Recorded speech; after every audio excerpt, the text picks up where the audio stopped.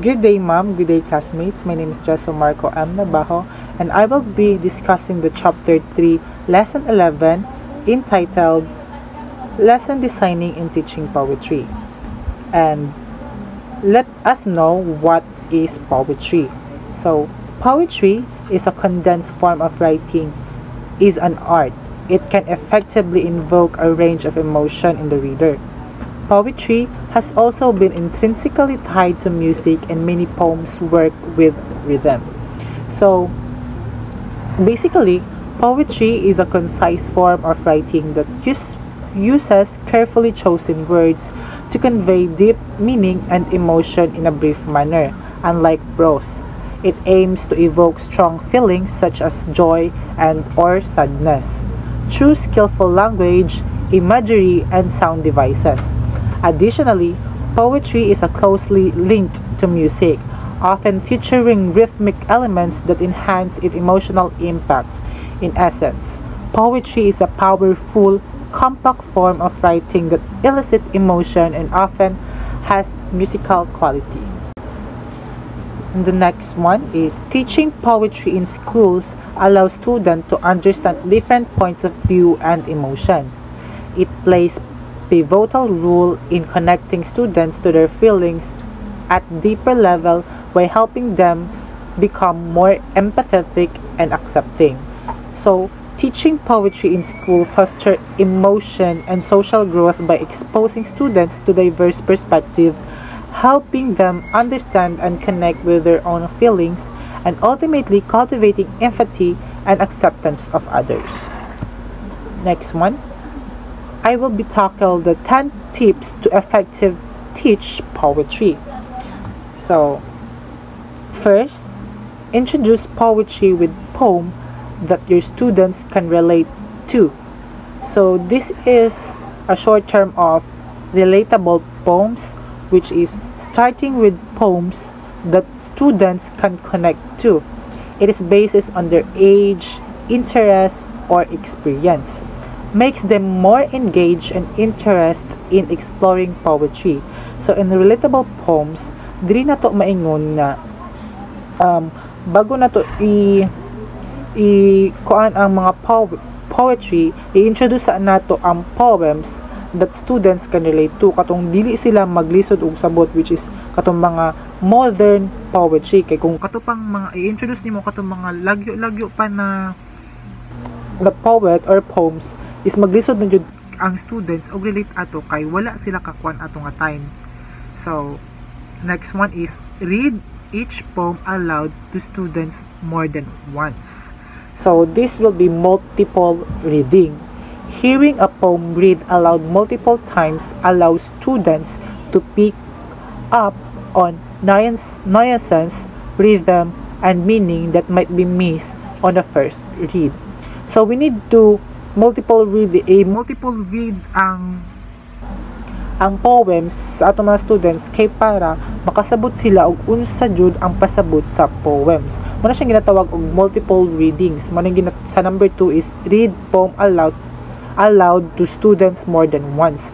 Ipabasa jud sa imong students, ipabasa sa ila hantod nga ilang masabtan kung unsa jud ang pasabot ato ug unsay mga rhythm, meaning nga ilang na miss sa ilang pag first basa. Kay kita gani mismo nga teacher kay dili day nato masabtan kung unsa atong nabasa kag pag first basa pa lang mo nang basahon na to utro para naatay matun-an or naatay makuha nga idea dito nga text or halimbawa sa poem. O dili ipabasa nimo na utro sa imong students, pabasa nimo na siya aloud para mabalaan to nila kung unsa nga rhythm, unsa nga meaning ang ilahang nakuha dito sa poem. So, the third one is set up a poetry corner in your classroom. So, this will be poetry corner. Creating a dedicated space for poetry in the classroom makes it regular part of the learning environment. It can include books, writing materials, and even students' created poem. So, kung ma-teacher man tapuhon o maka-handle tag subject nga poetry, dito na to ning number 3.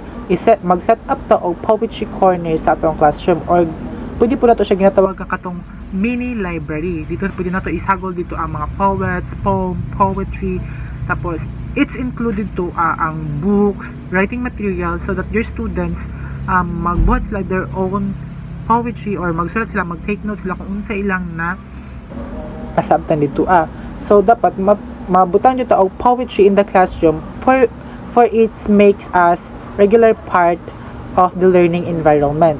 And the fourth tips is learning about the poet prior to reading their poetry. So dili na siya learning about the poet. So knowing about the poet's life and background can provide context for understanding their poems and the message that convey. So after sa katong tips number 2 nga multiple reading nimo imong estudyante, diri pod sa tips number 4 is learn about the poet. Dili na ang imong students is himuon na nila ay ilahan na lang mahibalaan kung unsa jud ang poet's life and unsa pud ang background nila, so that maka-provide pod og kanang understanding kung unsa jud ang message na gina-convey sa poems. So the next one, tips number 5, spend time analyzing poetry to really understand the author's purpose. So diri analyzing poetry. So breaking down a poem to understand its structure, language, and author's purpose helps students to go beyond just the surface meaning and discover deeper layers of meaning.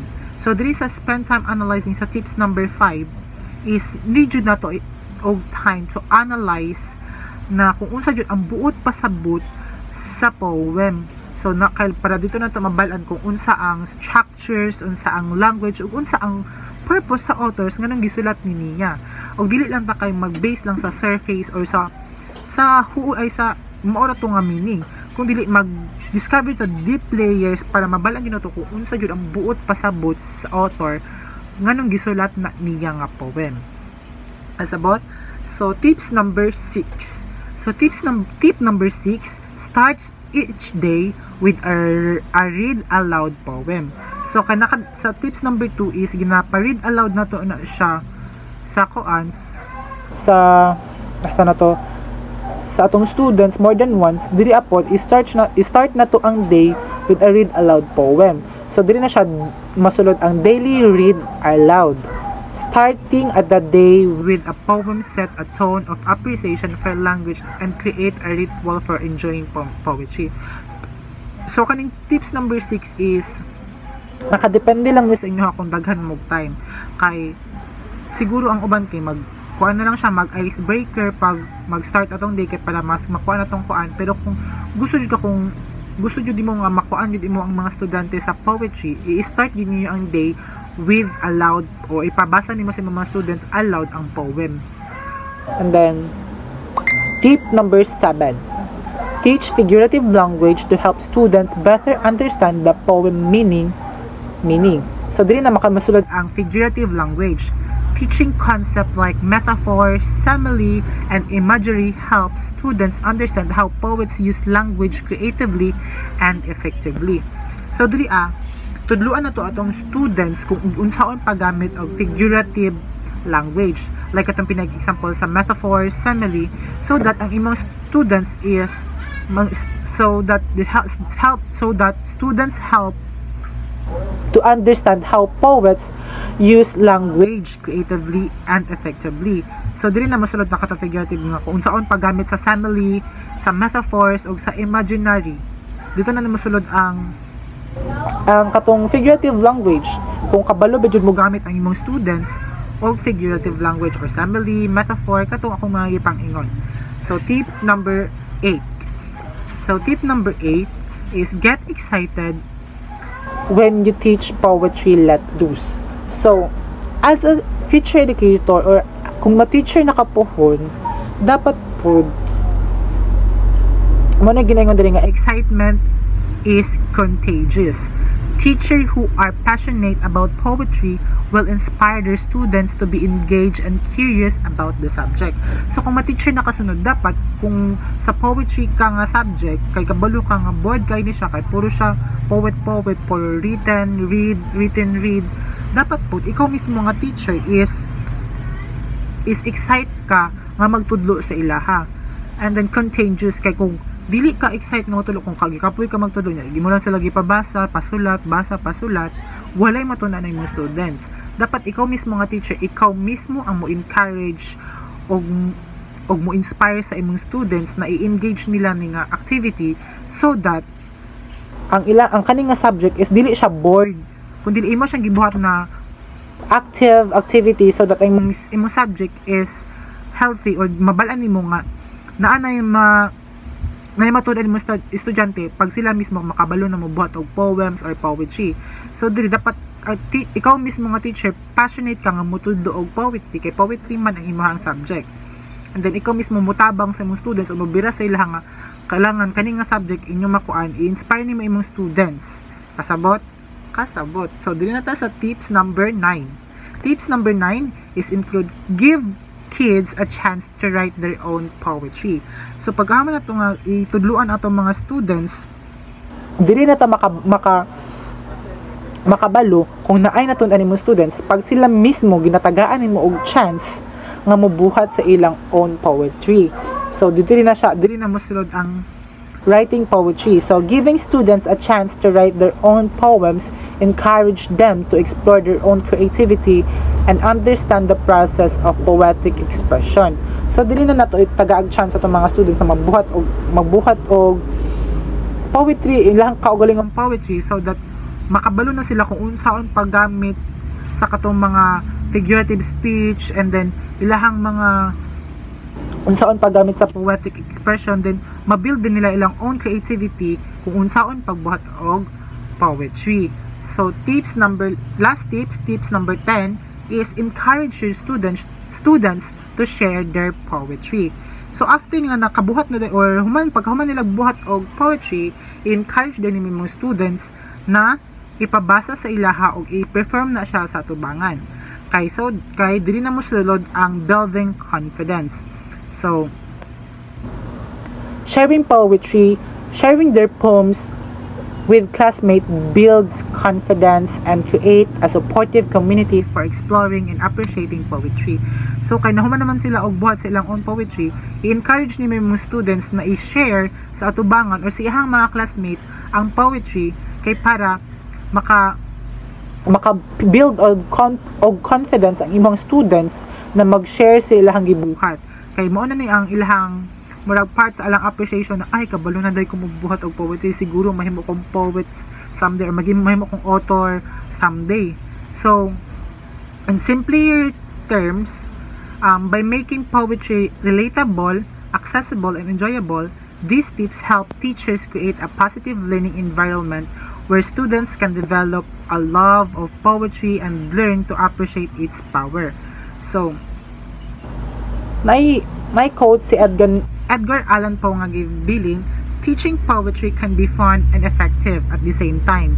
Using activities such as reading aloud lines of poems, evaluating poetry as a song, adding visual expression to a line of poetry, reacting poems through dramatic expression, and reorganizing poetry as a pieces to a puzzle can engage students in everything. So according to Edgar Allan Poe emphasizes that teaching poetry can be engaging and enjoyable rather than dull. He suggests using various interactive activities such as reading aloud, comparing poetry to music, encouraging visual representation, acting out poems, and reorganizing them like a puzzle pieces. These creative approaches help students to connect with the materials, understand its structures, and make poetry a lively and meaningful experience. By catering to different learning styles, teachers can effectively bring poetry to life for their students. So I hope you learned something to my lesson, and thank you for listening, everyone. May God bless us all. Thank you.